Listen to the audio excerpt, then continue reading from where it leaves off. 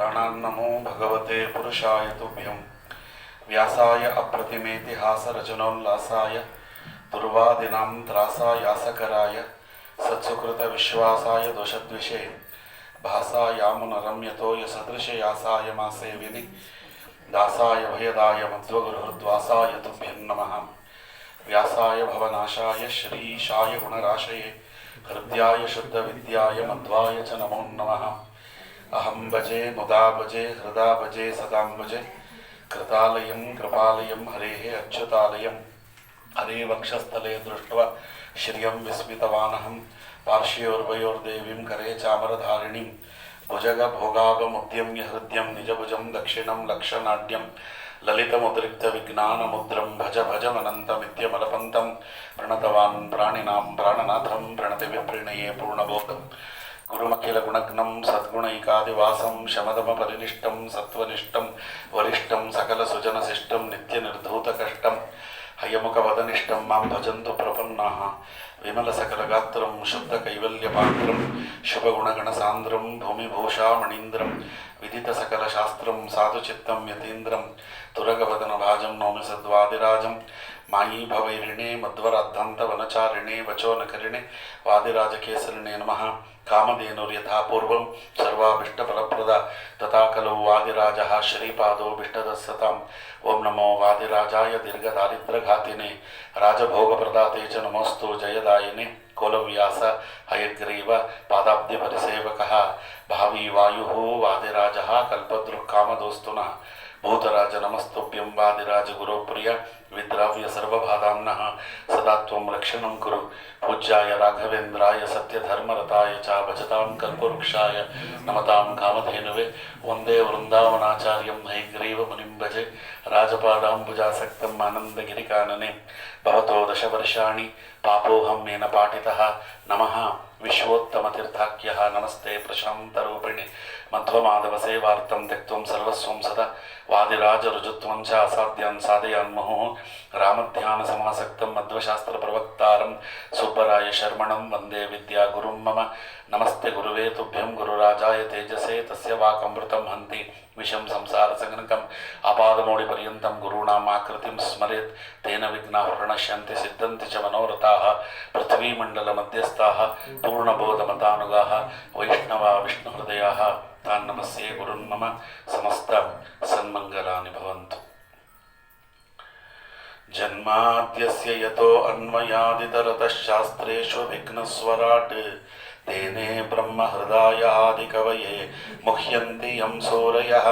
तेजो वारिमृदां यथा विनिमयो यत्र त्रिसर्गो मृषा धाम्ना स्वेन सदा निरस्तकुहकं सत्यं परं धीमहि। ॐ सृष्टिस्थिति अप्येह नियतिदृशितमो बन्धमोक्षाश्च यस्मात् अस्य श्रीब्रह्मरुद्रप्रभृतिसुरनदीश नरद्वेषशत्रुआत्मकस्य विष्णो व्यस्ताः समस्ता सकलगुणनिधिः सर्वदोषव्यपेतः पूर्णानन्दो अव्ययो यो गुरुः अपि परमचिन्तये तं महान्तम्।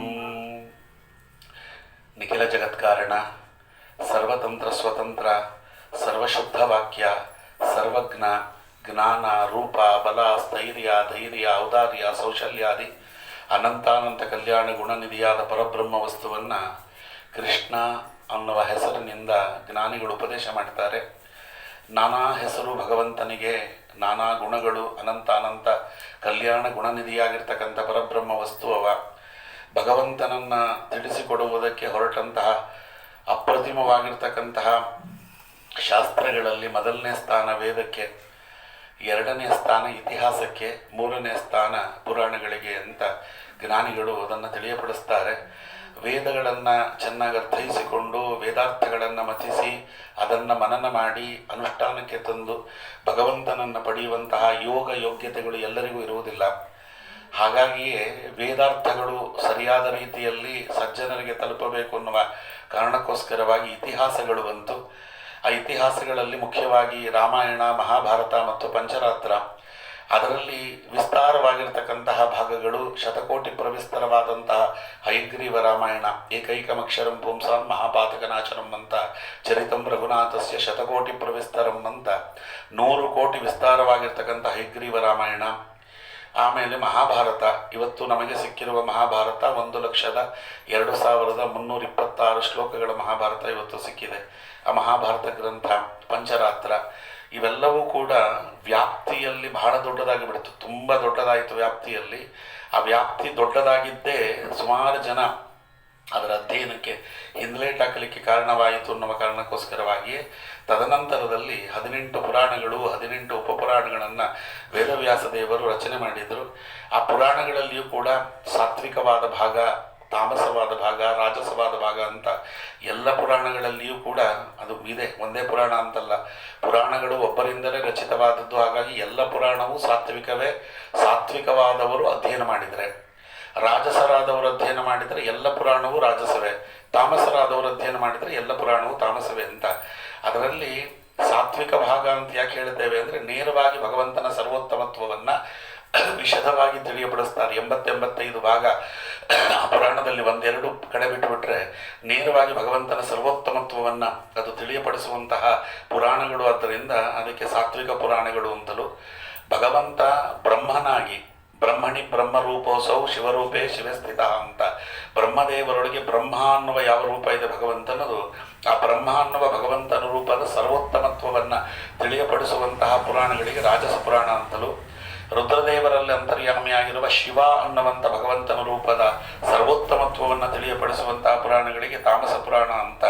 ಇದನ್ನು ಹೀಗೆ ಒಂದೊಂದು ರೀತಿಯಲ್ಲಿ ಒಬ್ಬೊಬ್ಬರು ವಿಶದವಾಗಿ ಅದನ್ನು ವಿಸ್ತಾರ ಮಾಡ್ತಾರೆ.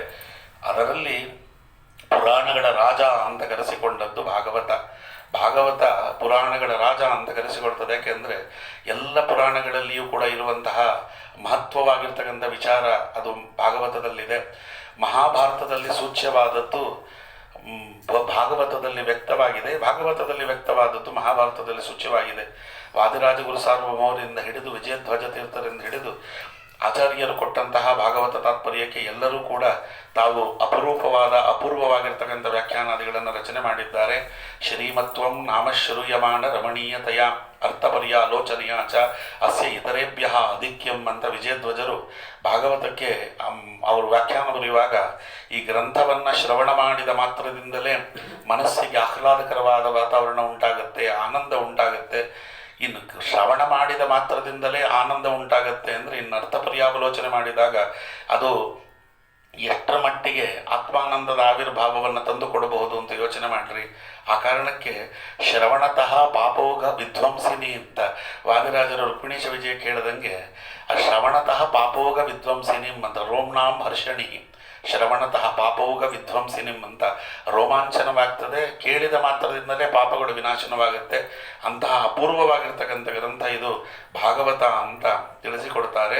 ರಾಜಂತೆ ತವಧನ್ಯಾನಿ ಪುರಾಣಾನಿ ಸತಾಂಗಣೆ ಯಾವನ್ನ ದೃಶ್ಯತೆ ಸಾಕ್ಷಾತ್ ಶ್ರೀಮದ್ ಭಾಗವತಂ ಪರಂ ಅಂತ. ಭಾಗವತ ಕಣ್ಣಿಗೆ ಕಾಣಿಸುವವರಿಗೆ ಮಾತ್ರ ಮಿಕ್ಕ ಎಲ್ಲ ಪುರಾಣಗಳು ಅರ್ಥವಾಗ್ತದೆ. ಯಾರಿಗೆ ಭಾಗವತ ಅರ್ಥವಾಗುವುದಿಲ್ಲ ಅವರಿಗೆ ಯಾವ ಪುರಾಣವೂ ಅರ್ಥವಾಗುವುದಿಲ್ಲ ಅಂತ ಅಲ್ಲಿ ಆ ಭಾಗವತದಲ್ಲಿಯೇ 12ನೇ ಸ್ಕಂದದಲ್ಲಿ ಉಪಸಂಹಾರ ಕಾಲಕ್ಕೆ ಹೇಳ್ತಾರೆ.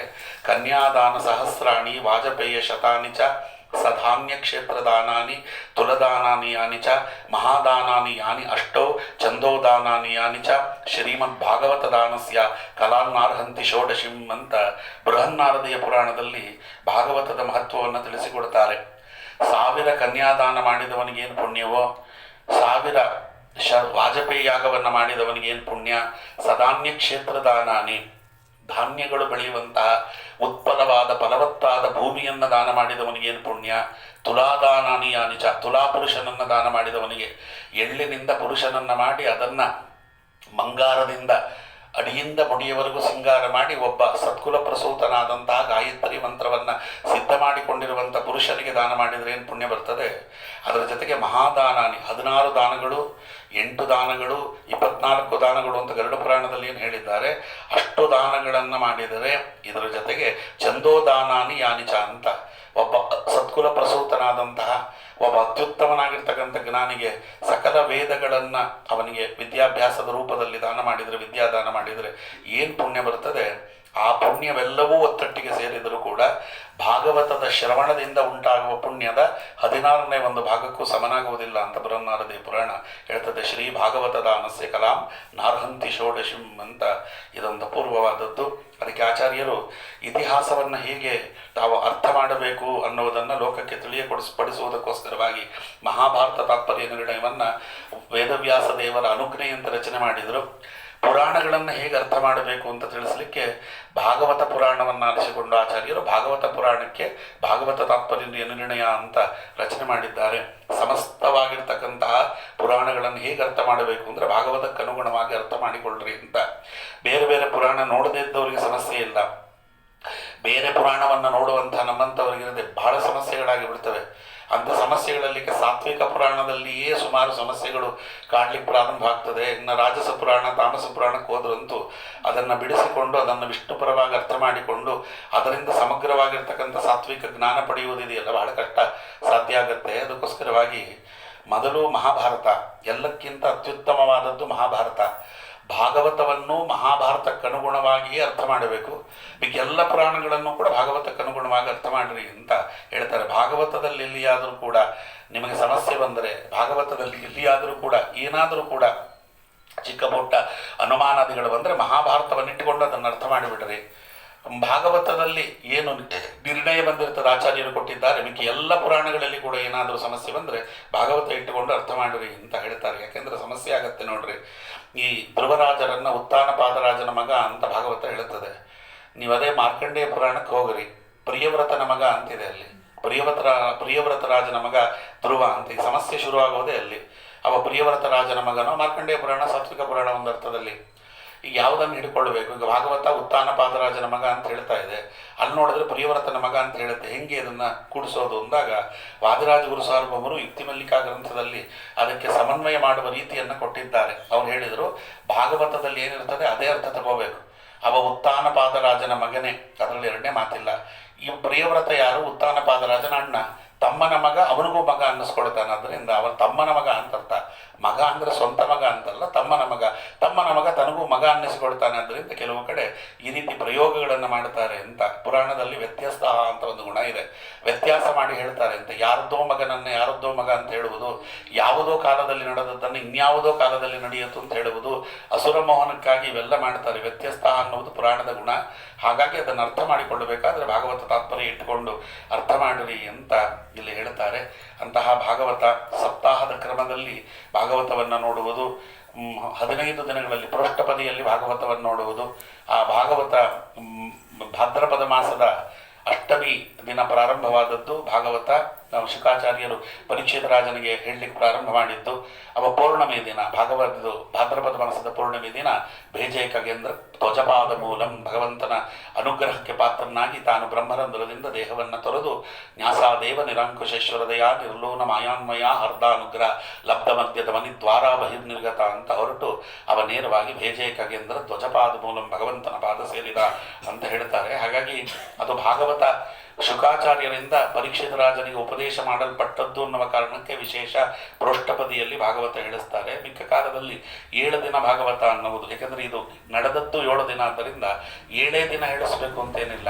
ಇದಕ್ಕೆ 7 ದಿನದ ಕಥೆಯ ಕೇಳಿ ಏಳಿರುವ ವೈಕುಂಠಕ್ಕೆ ಅಂತ ವಿಜಯದಾಸರಂದರು. 7 ದಿನದ ಕಥೆ ಕೇಳಿದ್ರೆ ಸುಮಾರು ಜನ ತಪ್ಪು ತಿಳ್ಕೊಂಡ್ಬಿಟ್ಟಿದ್ದಾರೆ. 7 ದಿನದ ಮೇಲೆ ಕೇಳಬಾರ್ದಂತೆ ಆಚಾರ್ಯ, ಭಾಗವತ ಬರೀ 7 ದಿನ ಕೇಳಬೇಕಂತ. 7 ದಿನ ಕೇಳಬೇಕು ಅಲ್ಲ, ಭಾಗವತ ಕೆಸರೇ 7 ದಿನದ ಕಥೆ ಅಂತ. 7 ದಿನದ ಕಥೆ ಅಂದರೆ ಭಾಗವತ ಅಂತ ಅರ್ಥ. 7 ದಿನದಲ್ಲಿ ನಡೆದದ್ದು ಅನ್ನೋದಕ್ಕೆ ಹೇಳ್ತಾರೆ. ಭಗವಂತನ ಅನುಗ್ರಹ, ಗುರುಗಳ ಅನುಗ್ರಹ, ನಮ್ಮ ಸ್ವಾಮಿಗಳ ಅನುಗ್ರಹ. 14 ವರ್ಷ ಭಾಗವತ ಹೇಳಿದ್ದೇನೆ. ಪ್ರಾರಂಭ ಮಾಡಿ ಭಾಗವತ ಮಂಗಳ ಮಾಡುವಷ್ಟೊಳಗೆ 14 ವರ್ಷ ಆಯ್ತಾಗೆ. 14 ವರ್ಷಗಳ ಕಾಲ ಹೇಳಬೇಕಾದ ಭಾಗವತ ವಿಜಯಧ್ವಜರ ಟೀಕೆಯಿಂದ ಹಿಡಿದು ವಾದಿರಾಜಗುರು ಸಾರ್ವಭೌಮರ ರುಕ್ಮಿಣೀಶ ವಿಜಯ, ಸತ್ಯಧರ್ಮ ತೀರ್ಥರ ಟೀಕೆ, ಅದರ ಜೊತೆಗೆ ಯಾದವಾರ್ಯರ ಅಪೂರ್ವವಾಗಿರ್ತಕ್ಕಂಥ ವ್ಯಾಖ್ಯಾನ, ಶ್ರೀನಿವಾಸ ತೀರ್ಥರ ವ್ಯಾಖ್ಯಾನ, ಸುಮಾರು ವ್ಯಾಖ್ಯಾನಗಳು. ಸುಧೀಂದ್ರ ತೀರ್ಥರ ವ್ಯಾಖ್ಯಾನ ಇದೆ. ಸುಧೀಂದ್ರ ತೀರ್ಥರು 2ನೇ ಅಧ್ಯಾಯಕ್ಕೆ 11ನೇ ಅಧ್ಯಾಯಕ್ಕೆ ಅಪೂರ್ವವಾದ ರೀತಿಯಲ್ಲಿ ವ್ಯಾಖ್ಯಾನ ಕೊಟ್ಟಿದ್ದಾರೆ. ಅವೆಲ್ಲವನ್ನಿಟ್ಟುಕೊಂಡು ನೋಡುವುದು ಅನ್ನುವುದು ಭಾಗವತದ ವಿಶೇಷ. ಅದಕ್ಕೆ ನಾವು ಗುರುಗಳ ಆಜ್ಞಾ ಪ್ರಕಾರವಾಗಿ 7 ದಿನ ಭಾಗವತವನ್ನು ಹೇಳಬೇಕಾದ ಸಂದರ್ಭ ಬಂದಾಗ ಉಪಾಸನಾ ಮಾರ್ಗದಲ್ಲಿ ಅನುಕೂಲವಾಗುವಂತೆ ಭಾಗವತವನ್ನು ಹೇಳುವುದು ಒಂದು ರೂಢಿ. ಕಥೆಗಳು ಎಲ್ಲರಿಗೂ ಗೊತ್ತಿರ್ತದೆ, ಕಥೆಗಳನ್ನೇ ನಾನು ವಿವರಿಸಿ ಹೇಳಬೇಕಾಗಿಲ್ಲ. ವಿಸ್ತಾರವಾದ ಕಥೆಯನ್ನು ಹೇಳಬೇಕಾದ್ರೆ 100 ಪುರಾಣ ಇಟ್ಟುಕೊಂಡು ಹೇಳಬೇಕು. ಭಾಗವತದಲ್ಲಿ ಏನು ಕಥೆ ಬಂದಿರ್ತದೆ ಅದಕ್ಕೆ ಪೂರಕವಾಗಿರ್ತಕ್ಕಂತಹ ಎಲ್ಲ ಕಥೆಗಳು ಬೇರೆ ಬೇರೆ ಪುರಾಣಗಳಿವೆ. 18 ಪುರಾಣಗಳಲ್ಲಿಯೂ ಕೂಡ ಆ ಕಥೆ ಉಕ್ತವಾಗಿರುತ್ತದೆ. ವ್ಯಕ್ತವಾಗಿರುವ ಕಥೆಯನ್ನು ಸೇರಿಸಿಕೊಂಡು ಭಾಗವತದಲ್ಲೇ ಕಥೆಗಳನ್ನು ನೋಡಿದರೆ ಅದರ ರಸವತ್ತಾಗಿರ್ತಕ್ಕಂಥ ಅನುಭವ ಬರಲಿಕ್ಕೆ ಸಾಧ್ಯ. ಆದರೆ 7 ದಿನದಲ್ಲಿ ಇದು ಕಷ್ಟ ಸಾಧ್ಯವಾದ್ದರಿಂದ ಅದಕ್ಕೆ ಉಪಾಸನಾ ಮಾರ್ಗದಲ್ಲಿ ಅಂತ ಭಾಗವತ ಕೇಳುವುದರಿಂದ ನಮಗೇನು ಪುಣ್ಯ ಅಂತ, ನಾವು ಯಾವ ರೀತಿಯಲ್ಲಿ ಭಾಗವತವನ್ನು ನಾವು ಅಳವಡಿಸಿಕೊಳ್ಳಬಹುದು ಅಂತ ಕೇಳಿಬಿಟ್ಟು ಬಿಡೋದು. ಈ ಕಿವಿಲಿ ಕೇಳ ಕಿವಿಲಿ ಪ್ರತಿ ಒಬ್ಬೊಬ್ಬ ಆಚಾರ್ಯರು ಬಂದು ಹೇಳ್ತಿರ್ತಾರೆ ಭಾಗವತವನ್ನು ಸ್ಟೈಲಲ್ಲಿ, ನೀವು ಯಾವ ಸ್ಟೈಲಲ್ಲಿ ಹೇಳ್ತೀರಾ ಆಚಾರ್ಯ ಭಾಗವತ ಅಂತ ಅವರವರ ಸ್ಟೈಲಲ್ಲಿ ಕೇಳ್ಕೊಂಡು ಬಿಟ್ಟು ಬಿಡೋದು. ಅಥವಾ ಇವ್ರು ಹೆಂಗೆ ಹೇಳ್ತಾರೆ ಅವ್ರು ಹೆಂಗೆ ಹೇಳ್ತಾರೆ ಅಂತ ಆಚಾರ್ಯರನ್ನೇ ಪರೀಕ್ಷೆ ಮಾಡೋದು. ಹೋದ ಸತಿ ಹೇಳಿದವರು ಪರವಾಗಿಲ್ಲ, ಈ ಸತಿ ಹೇಳಿದವರು ಅಂತ ಸುಮಾರಾಗಿ ಹೇಳಿದ್ರು ಅನ್ನೋ ರೀತಿಯಲ್ಲಿ ಮಾಡೋದು. ಹೆಂಗೆ ಭಾಗವತವನ್ನು ಕೇಳುವುದು ಅಂತ. ಭಾಗವತಕ್ಕೆ 100 ರೀತಿ ಇದೆ. ಅದರಲ್ಲಿ 7 ದಿನ ಅಂದಾಗ ನಾವು ಆರಿಸಿಕೊಂಡಿರೋದು ಉಪಾಸನಾ ಮಾರ್ಗ. ಹೇಗೆ ಉಪಾಸನೆ ಮಾಡಬೇಕು ಅಂತ. ನಾವೇನು ಮಾಡಬೇಕು ಭಾಗವತವನ್ನು ಕೇಳಿದಾಗ? ಭಾಗವತ ನಮ್ಮ ಇದರಲ್ಲಿ ದೈನಂದಿನ ಚಟುವಟಿಕೆಯಲ್ಲಿ ದಿನನಿತ್ಯದ ಉಪಾಸನಾ ಕ್ರಮದಲ್ಲಿ ಅದು ಹೇಗೆ ಸಹಾಯಕ್ಕೆ ಬರುತ್ತೆ ಅನ್ನುವುದನ್ನು ಈ ಬಾರಿ 7 ದಿನಗಳ ಕಾಲ ನೋಡುವುದಕ್ಕೆ ಪ್ರಯತ್ನ ಮಾಡೋಣ. ಅದಕ್ಕೆ ಭಾಗವತ ಪ್ರಾರಂಭವಾಗುವುದಕ್ಕೆ ಮುಂಚೆಯೇ ಒಂದು ಎಚ್ಚರಿಕೆ ಕೊಟ್ಟು ಬಿಡ್ತಾರೆ ವೇದವ್ಯಾಸ ದೇವರು. ಧನಂಜಯೇ ಹಾಟಕ ಸಂಪರೀಕ್ಷಾ. ಮೊದಲನೇದು, ಬಂಗಾರವನ್ನು ಪರೀಕ್ಷೆ ಮಾಡಬೇಕಾದ್ರೆ ಬೆಂಕಿಗೆ ಹಾಕಬೇಕಂತೆ. ಇಲ್ಲ ಬಂಗಾರ ಸರಿಯೋ ಇಲ್ವೋ ಗೊತ್ತಾಗೋದಿಲ್ಲ. ನೀವು ಹೆಂಗೆ ಪರೀಕ್ಷೆ ಮಾಡಿದರೂ ಬಂಗಾರದ ಅಸಲಿಯತ್ತು ಗೊತ್ತಾಗುವುದಿಲ್ಲ. ಬಂಗಾರದ ಅಸಲಿಯತ್ತು ಗೊತ್ತಾಗಬೇಕಾದ್ರೆ ಬೆಂಕಿಗೆ ಹಾಕಬೇಕು. ಧನಂಜಯ ಹಾಟಕ ಸಂಪರೀಕ್ಷಾ. ಯುದ್ಧ ಕಾಲೇ ಯೋದ್ಧಾನಾಂ ಪರೀಕ್ಷಾ ಭವತಿ. ಈ ಒಬ್ಬ ಯೋದ್ಧ ಅವನು ನಿಜವಾದ ವೀರನೋ ಧೀರನೋ ಅವನ ಅರ್ಥವಾಗುವುದೇ ಯುದ್ಧ ಕಾಲದಲ್ಲಿ. ಬಹಳ ಕಾಲದಲ್ಲಿ ಅವನೇನೇ ಕೊಚ್ಕೋಬೋದು ಉತ್ತರ ಕುಮಾರ್ ಅಂತರ. ಆದರೆ ನಿಜವಾದ ಯುದ್ಧವನ್ನು ಹೇಗೆ ತಾನು ಫೇಸ್ ಮಾಡ್ತಾನೆ, ಯುದ್ಧವನ್ನು ಹೇಗೆ ಎದುರಿಸ್ತಾನೆ ಎನ್ನುವುದರ ಮೇಲೆ ಅವನು ಎಷ್ಟು ಯೋದ್ಧ, ಅವನು ಎಷ್ಟು ಧೀರ ಶೂರ ಅನ್ನೋದು ಅರ್ಥವಾಗ್ತದೆ. ವಿಪತ್ತಿ ಕಾಲೇ ಗೃಹಿಣಿ ಪರೀಕ್ಷಾ ಅಂತಾರೆ. ಒಬ್ಬ ಗೃಹಿಣಿಯ ಪರೀಕ್ಷೆ ಆಗುವುದು ವಿಪತ್ತಿನ ಕಾಲದಲ್ಲಿ. ಎಲ್ಲ ಚೆನ್ನಾಗಿದೆ ಅಂದಾಗ ಎಲ್ಲರೂ ಚೆನ್ನಾಗಿರ್ತಾರೆ. ಗಂಡನಿಗೆ ಕೋಟ್ಯಾಂತರ ರೂಪಾಯಿ ಬರ್ತಾ ಇದೆ, ಲಕ್ಷಾಂತರ ರೂಪಾಯಿ ಬರ್ತಾ ಇದೆ, ಯಾವ ಸಮಸ್ಯೆ ಇಲ್ಲ, ಹಣಕಾಸು ಬರ್ತಾ ಇದೆ, ಪ್ರತಿಯೊಬ್ಬರು ಪತಿವ್ರತೆಯ ಸರ್ವೇ ಪತಿವ್ರತಾ ಭವಂತಿ. ಗಂಡನಿಗೆ ಹಿಂಸೆ ಆದಾಗ, ಸಂಕಟ ಬಂದಾಗಲ್ಲ ಹೆಂಡತಿದು ಗೊತ್ತಾಗೋದೇನು ಅಂತ. ಸತ್ಯವಾನ್ ಸಾವಿತ್ರಿ ಕಥೆ ಆದಾಗೆ, ಶಾಂಡಿಲಿ ದೇವಿ ಕಥೆ ಆದಾಗೆ ಸುಮಾರು ಜನರ ಕಥೆಗಳಿವೆ. ಹಾಗೆ ಆಗ ಹೇಗೆ ನಿಲ್ತಾಳೆ ಗಂಡನ ಜೊತೆಯಲ್ಲಿ ಒಬ್ಬ ಹೆಣ್ಣು ಮಗಳು ಅಂತ ಅಲ್ವಾ. ಅವನಿಗೆ ಕಷ್ಟವಾದಾಗ ಯಾರೇ ಪ್ರಪಂಚದಲ್ಲಿ ನಿಮ್ಮ ಕೈ ಬಿಟ್ಟರೂ ಪರವಾಗಿಲ್ಲ, ಬೆಂಗಾವಲಾಗಿ ನಾನು ನಿಮ್ಮ ಜೊತೆಯಲ್ಲಿರ್ತೇನೆ ಅನ್ನುವ ಧೈರ್ಯ ಕೊಡ್ತಾಳಲ್ಲ ಭೌತಿಕವಾಗಿ ಮತ್ತು ಆಂತರಿಕವಾಗಿ. ಅದು ಗೃಹಿಣಿಯ ಪರೀಕ್ಷೆ. ಅಂದರೆ ಆ ಕಾಲದಲ್ಲಿ ಅವಳ ಪತಿವ್ರತ್ಯದ ಪರೀಕ್ಷೆ ಆಗ್ತದೆ ಅಂತ ಹೇಳ್ತಾ, ವಿದ್ಯಾವತಾಂ ಭಾಗವತೆ ಪರೀಕ್ಷಾ. ಒಬ್ಬ ವಿದ್ವಾಂಸ ನಾನು ಅಂತ ಯಾರು ಹೇಳಿಕೊಂಡ್ರೆ ಭಾಗವತದ 5ನೇ ಸ್ಕಂದ ಕೊಟ್ಟುಬಿಟ್ರೆ ಅವನಿಗೆ ಅಂತ ಭಾಗವತವನ್ನು ಕೊಟ್ಟುಬಿಟ್ರೆ ಸಿಕ್ಕಾಕೊಂಡ್ಬಿಡ್ತಾನೆ. ವ್ಯಾಖ್ಯಾನವಿಲ್ಲದೆ ಭಾಗವತವನ್ನು ಹೇಳಲಿಕ್ಕೆ ಸಾಧ್ಯವೇ ಇಲ್ಲ. ಒಂದೊಂದು ಕಡೆಯಲ್ಲಿ ಭಾಗವತ ಒಂದೊಂದು ಅರ್ಥ ತೋರಿದಂತೆ ಕಂಡುಬಿಡ್ತದೆ. ಒಂದೇ ಭಾಗವತದ ಶ್ಲೋಕಕ್ಕೆ 15 ಅರ್ಥ ಮಾಡ್ತಾರೆ, 20 ಅರ್ಥ ಮಾಡ್ತಾರೆ ಅವರವರ ಯೋಗ್ಯತಾನುಸಾರವಾಗಿ. ಹಾಗಾಗಿ ಯಾವುದನ್ನು ನಾವು ಹಿಡಿಯಬೇಕು ಅನ್ನುವುದೇ ಒಂದೊಂದ್ಸತಿ ಸರಿಯಾಗಿ ಗುರುಗಳ ಅನುಗ್ರಹ ಇಲ್ಲ, ವ್ಯಾಖ್ಯಾನ ಇಲ್ಲ ಅಂದರೆ ಭಾಗವತ ಅರ್ಥವೇ ಆಗೋದು. ಸುಮಾರು ಜನ ಭಾಗವತಕ್ಕೆ ವ್ಯಾಖ್ಯಾನ ಬರೆದಿದ್ದಾರೆ. ಪ್ರಪಂಚದಲ್ಲಿ ಪುರಾಣಕ್ಕೆ ಸುಮಾರು ಒಂದು 100-120 ಜನ ಅರ್ಥ ಬರೆದ ಒಂದೇ ಒಂದು ಗ್ರಂಥ ಅದು ಭಾಗವತ. ಅದು 100 ಶ್ರೀಧರಿಯ ವ್ಯಾಖ್ಯಾನ, ವಂಶಧರಿಯ ವ್ಯಾಖ್ಯಾನ, ವೀರರಾಘವಾಚಾರ್ಯರ ವ್ಯಾಖ್ಯಾನ, ಬೇಕಾದಷ್ಟು ವ್ಯಾಖ್ಯಾನಗಳಿವೆ. ಅವೆಲ್ಲವನ್ನ ಮೀರಿ ನಿಂತದ್ದು ಆಚಾರ್ಯರ ಭಾಗವತ ತಾತ್ಪರ್ಯ. ಭಾಗವತ ತಾತ್ಪರ್ಯಕ್ಕೆ ಅನುಗುಣವಾಗಿ ಯಾದವಾರ್ಯರು, ಸುಧೀಂದ್ರ ತೀರ್ಥರು, ವಾದಿರಾಜಗುರು ಸಾರ್ವಭೌಮರು, ಆಮೇಲೆ ನಮ್ಮ ಸತ್ಯಧರ್ಮ ತೀರ್ಥ ಶ್ರೀಪಾದಂಗಳವರು, ಸುಮಾರು ಜನ, ಶ್ರೀನಿವಾಸ ತೀರ್ಥರು ಅದಕ್ಕೆ ಸರಿಯಾದ ಅರ್ಥದಲ್ಲಿ ನಮಗೆ ಅರ್ಥವಾಗುವ ರೀತಿಯಲ್ಲಿ ಅದನ್ನು ಬಿಡಿಸಿಟ್ಟಿದ್ದಾರೆ. ಮಧ್ಯದಲ್ಲಿ ಎಲ್ಲೆಲ್ಲಿ ಸಾಧ್ಯವೋ ಅದನ್ನು ನೋಡುವುದಕ್ಕೆ ಪ್ರಯತ್ನ ಮಾಡೋಣ. ಮೊದಲನೇ ಶ್ಲೋಕವನ್ನೇ 3 ರೀತಿಯಲ್ಲಿ ಹೇಳ್ತಾರೆ. ನಾನು ಹಂಗೆ ಹೇಳ್ಕೊಂಡು ಹೋದ್ರೆ ಅದಕ್ಕೆ 14 ವರ್ಷ ಅಂದಿದ್ದು. ಜನ್ಮಾದ್ಯಸ್ಯ ಯಥೋ ಅನ್ವಯಾದಿ ಇತರತಃ ಚ ಅರ್ಥೇಶ್ವ ವಿಘ್ನಸ್ವರಾಟ್. ಜನ್ಮಾದ್ಯಸ್ಯ ಯತಃ ಓಂ ಅನ್ನುವುದು ಬ್ರಹ್ಮಸೂತ್ರ 2ನೇದು. ಅಥಾತೋ ಬ್ರಹ್ಮ ಜಿಜ್ಞಾಸ ಮೊದಲನೇದು. ನಾವು ಬ್ರಹ್ಮನನ್ನು ಜಿಜ್ಞಾಸೆ ಮಾಡೋಣ, ಬ್ರಹ್ಮನ ಬಗ್ಗೆ ತಿಳಿಯುವುದಕ್ಕೆ ನಾವು ಚರ್ಚೆ ಪ್ರಾರಂಭ ಮಾಡೋಣ ಅಂತ. ಏನೋ ಹಿಂಗೆ ಬ್ರಹ್ಮನನ್ನು ತಿಳಿಯುವುದು ಹೇಗೆ ಅಂತ. ಯಾಕೆ ಬ್ರಹ್ಮವಸ್ತು ಕಣ್ಣಿಗೆ ಕಾಣುವುದಿಲ್ಲ, ಕಣ್ಣಿಗೆ ಗೋಚರವಾಗುವುದಿಲ್ಲ, ಯಾವ ಇಂದ್ರಿಯಕ್ಕೂ ಅದು ಗೋಚರವಾಗುವುದಿಲ್ಲ. ಮತ್ತು ಬ್ರಹ್ಮನನ್ನು ತಿಳಿಯುವ ಬಗೆ ಹೇಗೆ ಅಂದರೆ ಜನ್ಮಾದ್ಯಸ್ಯ ಓಂ ಅಂತ. ಜನ್ಮ ಅಂದರೆ ಏನು? ಎಲ್ಲವೂ ಕೂಡ ಸೃಷ್ಟಿ, ಸ್ಥಿತಿ, ಲಯ, ನಿಯಮನ, ಜ್ಞಾನ, ಬಂಧ, ಮೋಕ್ಷ. ಈ 8 ಕಾರ್ಯಗಳು ಏನು ನಮ್ಮ ಕಣ್ಣ ಮುಂದೆ ನಡೀತಿದೆ, ಇದನ್ನು ಮಾಡಿದವರು ಯಾರು? ಅಲ್ಲಿಂದ ಜಿಜ್ಞಾಸೆ ಪ್ರಾರಂಭ. ಜನ್ಮಾದ್ಯಸ್ಯ ಜನ್ಮಾದ್ಯಸ್ಯ ಜನ್ಮ ಆದಿ ಯಸ್ಯ ಅಲ್ಲಿಂದ ಪ್ರಾರಂಭ ಆದಿ ಜನ್ಮದಿಂದ. ಯಾಕೆ ಇವರದ್ದೇ ಮಗನಾಗಿ ಹುಟ್ಟಿದ? ಉತ್ತರ ಇಲ್ಲ. ಅದಕ್ಕೆ ಪುರಂದರದಾಸರು ಒಂದು ಮಾತು ಹೇಳ್ತಾರೆ, ಶುದ್ಧ ವೈಷ್ಣವ ಕುಲದಲ್ಲಿ ಉದ್ಭವಿಸಿದೆ ನಾನು, ಮಧ್ವಮತ ಸಿದ್ಧಾಂತ ಪದ್ಧತಿಗಳ ಬುದ್ಧಿಪೂರ್ವಕ ತಿಳಿದು ಕದ್ದುಂಡು ಕಾಯವನ್ನು ವೃದ್ಧಿ ಮಾಡಿದನಯ್ಯ ಉದ್ಧರಿಸುವರಿಗೆ. ಅಲ್ಲಿ ಒಂದು ಪದ ಬಹಳ ಅದ್ಭುತವಾದ ಪದ, ಉದ್ಭವಿಸಿದೆ ನಾನು ಅಂತಾರೆ ಪುರಂದರದಾಸರು. ಉದ್ಭವಿಸೋದು ಅಂದ್ರೆ ಏನು? ನನ್ನನ್ನು ಮಗನನ್ನಾಗಿ ಪಡೆಯಬೇಕು ಅಂತ ನಮ್ಮಪ್ಪ ಅಮ್ಮ ಏನು ತಪಸ್ಸು ಮಾಡಲಿಲ್ಲ, ಅಥವಾ ನಾನು ಇದೇ ವಂಶದಲ್ಲಿ ಹುಟ್ಟು ಬರಬೇಕು ಅಂತ ನಾನೇನು ತಪಸ್ಸು ಮಾಡಲಿಲ್ಲ. ನಾನು ಯಾಕೆ ಅದೇ ವಂಶದಲ್ಲಿ ಹುಟ್ಟಿ ಬಂದೆ? ಉತ್ತರ ಇಲ್ಲ. ಯಾಕೆ ಇದೇ ವಂಶದಲ್ಲಿ ಹುಟ್ಟಿ ಬಂದೆ? ಬೇರೆ ವಂಶದಲ್ಲಿ ಯಾಕೆ ಹುಟ್ಟಿ ಬರಲಿಲ್ಲ? ಯಾಕೆ ಇದೇ ವಂಶದಲ್ಲಿ ಇದೇ ತಂದೆ ತಾಯಿಗಳು ನನಗೆ ತಂದೆ ತಾಯಿಗಳಾದರು? ಗೊತ್ತಿಲ್ಲ. ಅದಕ್ಕೆ ಉತ್ತರ ಇಲ್ಲ. ಯಾರು ಗೊತ್ತಿದೆ? ಉತ್ತರ ಭಗವಂತನಿಗೆ ಗೊತ್ತಿದೆ. ಧರ್ಮ ಕರ್ಮ ಸಮನ್ವಯ ಏನು ಅನ್ನೋದು ಅವನಿಗೆ ಗೊತ್ತಿದೆ, ಬೇರೆಯವ್ರಿಗೆ ಯಾರು ಗೊತ್ತಿಲ್ಲ. ಕೆಲವರು ಹುಟ್ಟುತ್ತಲೇ ಕಾಯಿಲೆ ಬರ್ತದೆ, ಕಾಯಿಲೆಯಿಂದಲೇ ಉತ್ಪನ್ನರಾಗ್ತಾರೆ. ಹುಟ್ಟಿದಾಗಿನಿಂದ ಸಾಯುವವರೆಗೂ ಅವರಿಗೆ ಕಾಯಿಲೆ ಬಿಡುವುದಿಲ್ಲ. ಎಲ್ಲ ಮಕ್ಕಳು ಚೆನ್ನಾಗಿರ್ತಾರೆ, ಅವರೊಬ್ಬರಿಗೆ ಕಾಯಿಲೆ ಯಾಕೆ ಬಂತು ಆ ಮಗುವಿಗೆ? ಪ್ರಶ್ನೆಗೆ ಉತ್ತರ ಇಲ್ಲ. ಒಬ್ಬ ಬಡವನಾಗಿರ್ತಾನೆ, ಜೀವನದಲ್ಲಿ ಬಡವನಾಗಿಯೇ ಹುಟ್ಟಿ ಬಡವನಾಗಿಯೇ ಬೆಳೆದು ಬಡವನಾಗಿಯೇ ಸಾಯ್ತಾನೆ. ಅವನು ಏನು ಮಾಡಿದರೂ ಶ್ರೀಮಂತನಾಗುವುದಿಲ್ಲ. ಯಾಕೆ? ಉತ್ತರ ಇಲ್ಲ. ಕೆಲವರು ಶ್ರೀಮಂತರಾಗಿರ್ತಾರೆ, ಶ್ರೀಮಂತಿಕೆಯಲ್ಲೇ ಕಾಲ ಕಳೆದು ಬಿಡ್ತಾರೆ. ಯಾಕೆ? ಉತ್ತರ ಇಲ್ಲ. ಜನ್ಮಾದ್ಯಸ್ಯ ಯಾಕೆ ಹುಟ್ಟು ಆಯಿತು? ಅದೇ ತಂದೆ ತಾಯಿಗಳಿಗೆ ಅವನು ಯಾಕೆ ಹುಟ್ಟಿದ? ಅದೇ ತಂದೆ ತಾಯಿಗಳಿಗೆ ಅವನು ಯಾಕೆ ಪ್ರೀತಿ ಪಾತ್ರನಾಗಲಿಲ್ಲ? ಎಷ್ಟೋ ಸತಿ ಆಗಬೇಕು ಅಂತೇನಿಲ್ಲ. ಮಗು ಹುಟ್ಟುತ್ತದೆ, ಅಪ್ಪ ಅಮ್ಮನಿಗೆ ಮಗುವನ್ನು ಕಂಡ್ರಾಗುವುದಿಲ್ಲ. ಯಾಕೆ? ಗೊತ್ತಿಲ್ಲ. ಪೂರ್ವಜನ್ಮ ಕೃತಂ ಪಾಪಂ ಪುತ್ರ ರೂಪೇಣ ಬಾಧತೆ. ಪೂರ್ವಜನ್ಮದಲ್ಲಿ ಮಾಡಿದಂಥ ಪಾಪಗಳು 4 ರೀತಿಯಲ್ಲಿ ಕಾಡುತ್ತದೆ ಅಂತದೆ ಗರುಡ ಪುರಾಣದ ಬ್ರಹ್ಮಕಾಂಡದಲ್ಲಿ. ಪೂರ್ವಜನ್ಮ ಕೃತಂ ಪಾಪಂ ವ್ಯಾಧಿ ರೂಪೇಣ ಬಾಧತೆ. ನಮಗೆ ವ್ಯಾಧಿ ಬಂದಿದೆ ಅಂದರೆ ಅದು ವಾಸಿಯಾಗ್ತಿಲ್ಲ ಅಂದರೆ ಅದು ಪೂರ್ವಜನ್ಮದ ಕರ್ಮದ ಶೇಷ ಅಂತ ಅರ್ಥ. ಪೂರ್ವಜನ್ಮದಲ್ಲಿ ಮಾಡಿದಂಥ ಪಾಪಗಳು ವ್ಯಾಧಿಯ ರೂಪದಲ್ಲಿ ಕಾಡುತ್ತದೆ. ಪೂರ್ವಜನ್ಮ ಕೃತಂ ಪಾಪಂ ಭರ್ತ ರೂಪೇಣ ಬಾಧತೆ. ಗಂಡನಾಗಿ ಬರ್ತದೆ ಹೆಣ್ಣು ಮಕ್ಕಳಿಗೆ. ಗಂಡ ಹೆಂಡತಿಯರಿಗೆ ದಿನಾಚಗಳ ಒಳ್ಳೆ ಹೆಂಡತಿ, ಸಾತ್ವಿಕಳಾಗಿರ್ತಕ್ಕಂಥ ಹೆಂಡತಿ, ಅಯೋಗ್ಯ ಗಂಡ ಸಿಕ್ಕಿಬಿಡ್ತಾನೆ ಅವಳಿಗೆ. ಮಂದೋದರಿಗೆ ರಾವಣ ಸಿಕ್ಕಂತೆ, ಮಂದೋದರಿಗೆ ರಾವಣ ಸಿಕ್ಕಂತೆ. ಅತ್ಯುತ್ತಮಳಾಗಿರ್ತಕ್ಕಂತಹ ಮಹಾನುಭಾವಳು ಮಂದೋದರಿ. ಇಡೀ ರಾಮಾಯಣದಲ್ಲಿ ರಾಮದೇವರು ಅವಳೊಬ್ಬಳಿಗೆ ವಿಶ್ವರೂಪ ದರ್ಶನವನ್ನು ತೋರಿಸಿದ್ದು, ಯಾರಿಗೂ ತೋರಿಸಲಿಲ್ಲ. ಅಂತಹ ಮಂದೋದರಿ ಸ್ತ್ರೀ ಜಾತಿಯಲ್ಲಿ ಪ್ರಾತಸ್ಮರಣೀಯ ಸ್ತ್ರೀಯರಲ್ಲಿ ಪ್ರಥಮ ಸ್ಥಾನ ಪಡೆದವಳು. ಅಯೋಗ್ಯನಾದ ಗಂಡ ಸಿಕ್ಕಿದ. ಯಾಕೆ? ಉತ್ತರ ಇಲ್ಲ. ಅದಕ್ಕೆ ಯಾಕೆ ಅಂದರೆ ಭಗವಂತ ಉತ್ತರ ಕೊಡಬೇಕಷ್ಟೇ. ಅದಕ್ಕೆ ಅಂಥವ್ರು ಇರ್ತಾರೆ. ಅದಕ್ಕೆ ಪೂರ್ವಜನ್ಮ ಕೃತಂ ಪಾಪಂ ಭಾವಿಯ ರೂಪೇಣ ಬಾಧತೆ. ಹೆಂಡತಿಯಾಗಿ ಬಂದ್ಬಿಡ್ತದೆ ಎಷ್ಟೊಂದು ಸತಿ. ಈ ಭೀಷ್ಮಾಚಾರ್ಯರಿಗೆ ಅವಳು ವರಾಂಗಿ ಬಂದಂಗೆ, ಅವಳೇ ಗಂಡನಿಗೆ ಮೃತ್ಯುವಾಗಿ ಬಿಟ್ಲು.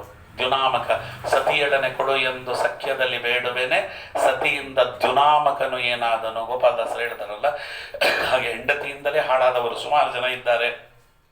ಕರ್ಕಶಿ ಅಂಥವಳು ಸುಮಾರು ಜನ ಪುರಾಣದಲ್ಲಿ ಬರ್ತಾರೆ. ಒಳ್ಳೆ ಗಂಡ, ಅಯೋಗ್ಯಳಾದ ಹೆಂಡತಿ ಬಂದುಬಿಡ್ತಾಳೆ. ಉತ್ತಾನಪಾದರಾಜನಿಗೆ ಸುರುಚಿ ಬಂದಾಗೆ ಹಾಗಾಗ್ತದೆ ಕೆಲವು ಸತಿ. ಯಾಕೆ? ಉತ್ತರ ಇಲ್ಲ. ಅದಕ್ಕಿಂತಲೂ ಪಾಪಗಳು ಜಾಸ್ತಿ ಇದ್ದರೆ ಪೂರ್ವಜನ್ಮ ಕೃತಂ ಪಾಪಂ ಪುತ್ರ ರೂಪೇಣ ಬಾಧತೆ. ಮಗನಾಗಿ ಹುಟ್ಟುಬಿಡ್ತಾನೆ, ಇಲ್ಲ ಮಗಳಾಗಿ ಹುಟ್ಟುಬಿಡ್ತಾರೆ. ಮಗಳಾಗಿ ಹುಟ್ಟಿದರೆ ಅವನು ಹುಟ್ಟಿದಾಗಿನಿಂದ ತಂದೆ ತಾಯಿಗಳು ಅವನನ್ನು ಕಂಡ್ರಾಗುವುದಿಲ್ಲ. ಅವನಿಗೂ ಅವ್ರ ತಂದೆ ತಾಯಿಗಳನ್ನು ಕಂಡ್ರಾಗುವುದಿಲ್ಲ, ತಂದೆ ತಾಯಿಗಳಿಗೆ ಅವನು ಕಂಡ್ರಾಗುವುದಿಲ್ಲ. ಪ್ರತಿ ಕ್ಷಣದಲ್ಲಿಯೂ ಅವನಿಂದ ಹಿಂಸೆ ಪಡ್ತಾರೆ. ವೇನನಿಂದ ಅಂಗರಾಜ ಹಿಂಸೆ ಪಟ್ಟಂಗೆ. ಕಡೆಗೆ ಅವನ ಕೈ ಮುಗಿದು ಹೇಳಿದ, ಅಪುತ್ರವಂತಹ ಕಲು ಭಾಗ್ಯವಂತಹ. ಯಾರಿಗೆ ಮಕ್ಕಳಿಲ್ಲ ಪ್ರಪಂಚದಲ್ಲವರು ಭಾಗ್ಯವಂತರು. ಕುಪುತ್ರವಂತಹ ಕಲು ಭಾಗ್ಯಹೀನ. ಅಯೋಗ್ಯ ಮಕ್ಕಳಿರುವುದಕ್ಕಿಂತ ಮಕ್ಕಳಿಲ್ಲದೆ ಇರೋದೇ ವಾಸಿ ಅಂತ. ಅದಕ್ಕೊಂದು ಮಾತಿದೆ, ವರಂ ಏಕೋ ಗುಣೀಪುತ್ರ ನಚ ಮೂರ್ಖಶತಾನ್ಯಪಿ ಏಕಃ ಚಂದ್ರ ತಮೋಹಂತಿ ನಚತಾರ ಗಣೋಪಿಚ ಅಂತ ಒಂದು ಮಾತು. ಒಬ್ಬ ಮಗ ಆದರೆ ಒಳ್ಳೆಯದಂತೆ. ಗುಣೀಪುತ್ರನಾದರೆ, ಒಬ್ಬ ಒಳ್ಳೆಯ ಗುಣವಂತನಾದ ಮಗ ಆದರೆ 1000 ಮೂರ್ಖ ಮಕ್ಕಳಿಗಿಂತಲೂ ಒಳ್ಳೆಯದು. ಮಗನೋ ಮಗಳೋ ಯಾರು ಆಗಲಿ. ಅದರಲ್ಲೂ ಮಗಳಾದರೆ ಇನ್ನೊಂದು ಮಾತು ಹೇಳ್ತಾರೆ. ಪದ್ಮಪುರಾಣದಲ್ಲಿ ನಾರದರು ಪಾರ್ವತೀ ದೇವಿಯ ಬಗ್ಗೆ ಹತ್ರ ಹೇಳುವಾಗ ಅವರು ಹೇಳಿದರು ಏನು ಅಂತ ಕೇಳಿದರೆ, ಶತಪುತ್ರ ಸಮಾಕನ್ಯಾ ಯತ್ ಪಾತ್ರ ಅಭಿಧೀಯತೆ ಅಂತ.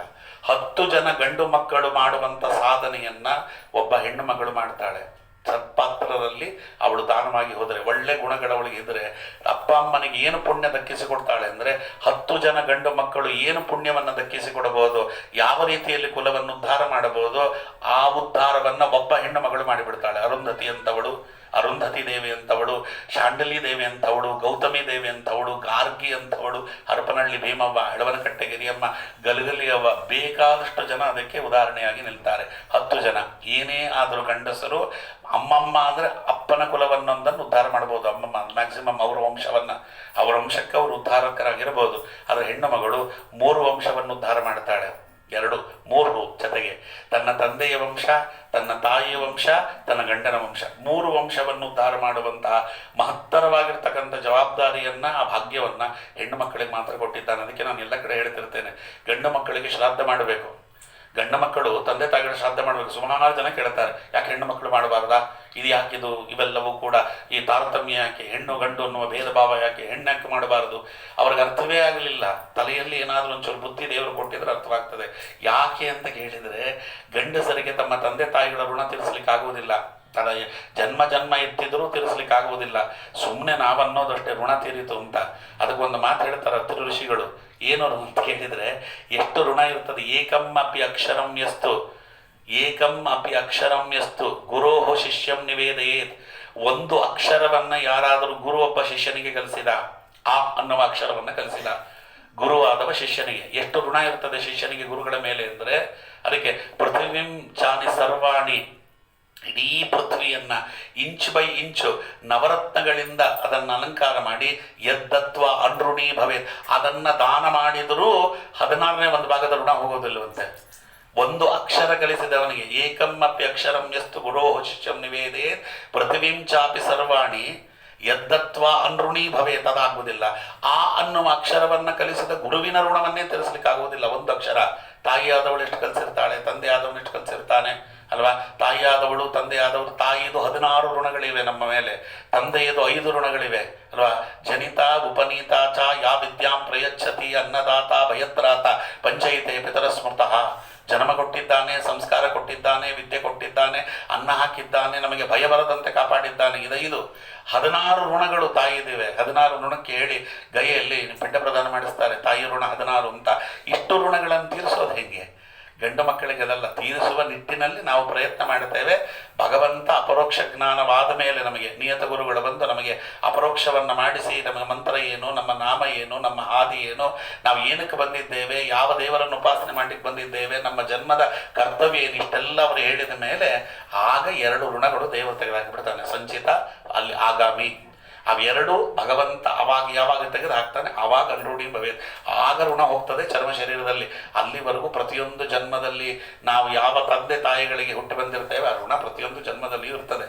ಆದರೆ ಹೆಣ್ಣು ಮಕ್ಕಳಿಗೆ ಅದೊಂದು ವಿಶೇಷ. ಕನ್ಯಾದಾನ ಮಾಡುವಾಗ ಅವರು ಋಣ ತೀರಿಸಿಬಿಡ್ತಾರೆ ತಂದೆ ತಾಯಿಗಳದ್ದು. ಅದಕ್ಕೆ ಕನ್ಯಾದಾನ ಮಾಡುವಾಗ ಮಂತ್ರವೇ ಹೇಳ್ತದೆ, ಸ್ವಲ್ಪ ಗಮನ ಕೊಟ್ಟರೆ ಆಯಿತು. ಸರಿ, ಯಾರು ಗಮನ ಕೊಡೋರಿಲ್ಲ, ಪುರೋಹಿತರಿಗೂ ಬೇಕಾಗಿಲ್ಲ, ಕೇಳೋರಿಗೂ ಬೇಕಾಗಿಲ್ಲ. ಅದು ಅದಕ್ಕೆ ಕನ್ಯಾದಾನ ಮಾಡುವಾಗ ಕನ್ಯಾದಾನಂ ಕರಿಷ್ಯಾಮಿ, ಕನ್ಯಾದಾನ ಮಾಡ್ತದೆ. ಯಾಕೆಂದರೆ ಪಿತೃಣಾಂ ಮುಕ್ತಿ ಹೇತುವೆ ಅಂತಲ್ಲಿದೆ. ಪಿತೃಗಳಿಗೆ ಮುಕ್ತಿಯಾಗಲಿ ಅಂತ ನನ್ನ ಮಗಳನ್ನು ದಾನ ಮಾಡ್ತಿದ್ದೀನಿ. ಅವಳು ಕನ್ಯಾದಾನ ಮಾಡಲ್ಪಟ್ಟು ಹೋದ ತಕ್ಷಣವೇ ತಂದೆ ತಾಯಿಗಳ ಋಣ ತೀರಿತು. ಹಾಗಾಗಿ ಅವಳಿಗೆ ಯಾವ ಶ್ರಾದ್ದಾದಿಗಳನ್ನು ಹೇಳಲಿಲ್ಲ. ಪಿತೃಗಣ ಸಂಧಿಯನ್ನು ಹೇಳಿಬಿಟ್ರಿ ಸಾಕು.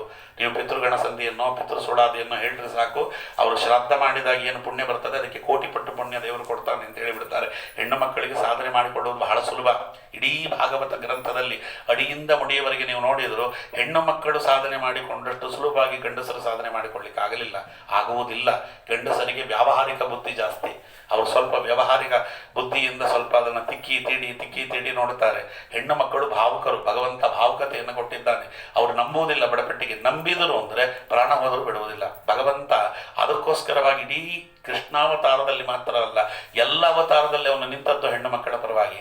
ಅವರ ಪರವಾಗಿ ಭಗವಂತ ನಿಂತ 16,108 ಜನರನ್ನ ಮದುವೆ ಆದದ್ದು ಅವ ಹೆಣ್ಣು ಮಕ್ಕಳ ಪರವಾಗಿ ನಿಂತವರು. 16,100 ಜನ ಕೃಷ್ಣನಿಗೆ ಹೇಳುವಾಗ, ಕೃಷ್ಣ ನನ್ನನ್ನು ಬಿಡಿಸಿಬಿಟ್ಟು ನರಕಾಸುರನ ಈ ಸೆರೆಮನೆಯಿಂದ ಈಗ ಹೊರಗೆ ಹೋಗಿ ನಾವೇನು ಮಾಡೋದು ಅಂತಾರೆ. ಹರಿವಂಶದ ಕತೆ.